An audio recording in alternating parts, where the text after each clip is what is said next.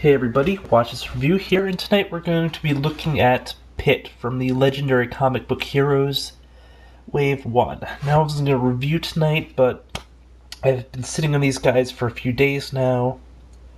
I say these guys because I bought pretty much the whole wave at once, but as you can tell I'm still a little stuffy and stuff, not sure if it's allergies or what. Shoot, I don't really know a ton about his character, but let's just make something up, okay?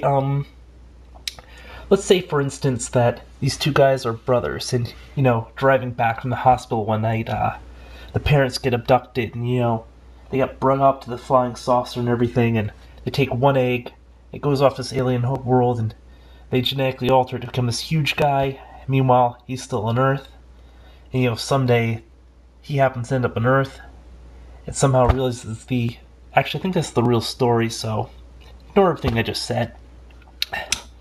But yeah, I got both these guys. Well, I got basically the whole wave. Can't see it well, but I got it really cheap too. The only thing I'm missing from the wave, besides the 2 packs, is the normal version of Savage Dragon, but I wanted to just show everybody the deal that I got and everything before I unpack these guys, because I want to give the guy the seller a good feedback and stuff. I want to inspect the figures before I get the feedback, just because, yeah, I got the variant Super Patriot and the normal Super Patriot, which is mask versus no mask, basically. But yeah, I got them for a steal. The entire wave, minus the normal version of Savage Dragon, including these guys. I mean, originally I was just going to buy him, and I was looking to pay maybe $30-35, including shipping and handling. But I got all this stuff for $45, $5 shipping and handling. Pretty hot, right? It's all loose, though. Let's see what else we get. I think I showed everybody except Witchblade. Fortunately, you can't tell a whole lot. I'll probably review all these at some point, but I don't want to leave them in this room.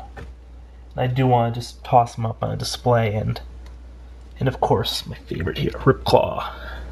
Looking for that guy. Really love the look. Reminds me a lot of Meg Red, of course. Should probably mention the other review, but size-wise, he is as tall as our good buddy, Monkey Man. Monkey Man.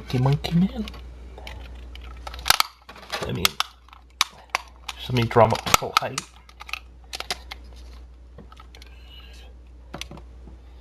But yeah, basically same height, but, it's just a bigger figure in terms of just, it's a lot broader, a lot more muscles, a lot tougher, and actually much nicer detailing, but side by side, looking at them, I really hate to admit after I went out of my way, paid the extra money and so forth, but I do like Monkey Man better overall.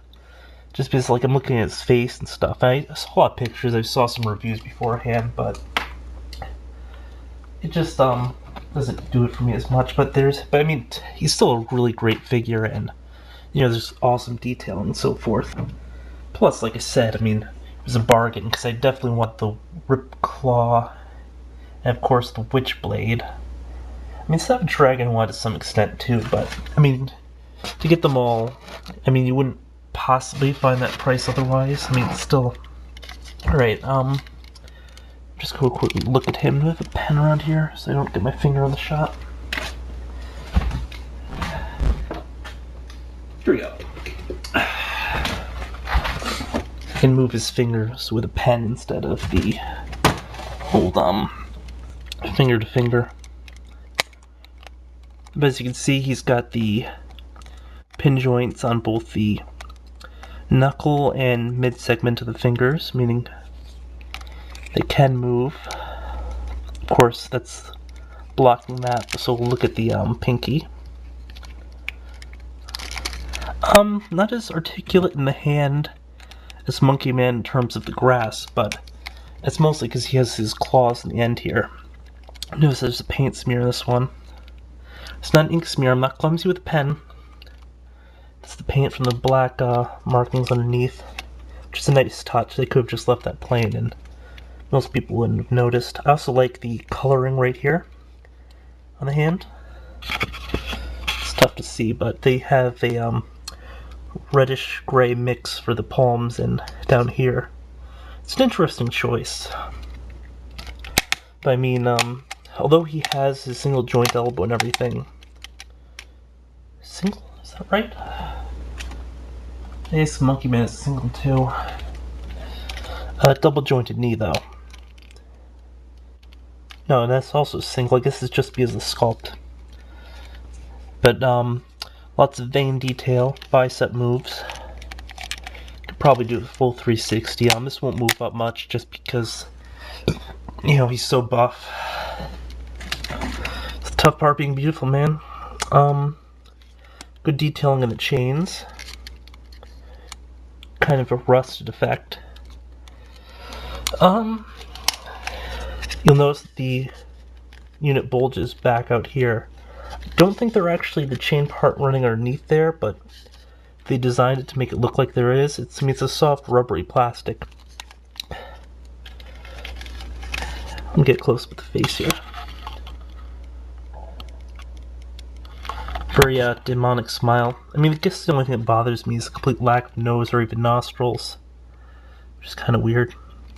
But you know, I digress. Pants detailing is excellent. I mean, it's weird to say, but the Monkey Man was just completely lacking in pants detail. I mean, it was just one tone, incredibly generic, but these jeans look awesome. As you notice, even like portions of the jeans are sculpted out. Can't really get a good view of that, but it just sort of hangs out. It's like totally hulked up. I don't think he ever hulked up though. It's kind of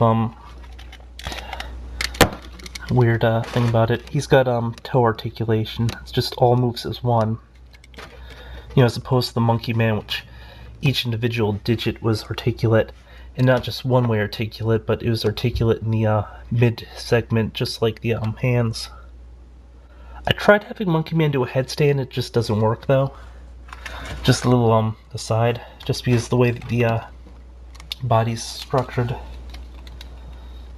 But I'm not sure if it's all of them or just mine that has this problem, but I guess this part right here is a little loose. It won't go all the way up, it feels like, but then again it won't go all the way down. So it makes him tough standing up to his full height, but I don't know. I mean, he's a nice looking Build-A-Figure. I mean, he definitely beats a lot of stuff that Toy Biz was doing towards the end. Legendary Comic Books, of course, was put out by Marvel Toys, which was formerly Toy Biz, the Marvel Legends series. The Marvel Legends series really did some crap near the end. Like, Mojo was just completely awful. Lots of articulation problems, and the paint sort of just bled in just crazy places. I mean, and then of course some of the other Build-A-Figures were basically like statues, like, yeah, MODOK and, shoot, what was the other one? Completely drawing a blank, but, yeah, it's definitely a very decent design. I mean, although I don't like the face, I mean, it might really just be the character's face. I mean, I didn't really read Pitt all that much. I think I had, like, maybe 3-ish. Ew. Looks like some spotting on the arm here. I don't know if it's paint smears or some other sort of damage, but so I guess it's one problem. Plus, I guess some of the muscles have faded, so it's more of a gray there. But overall, good figure. I would get him if you're just into collecting Build-A-Figures like I am, or just really kick-ass looking figures. I mean, I'll probably toss him in with my collection of like more monstrous characters like Blackheart and so forth. I actually use them in some other videos too. Just toss them in there. But yeah, I'm running out of time here, so thank you and have a good night.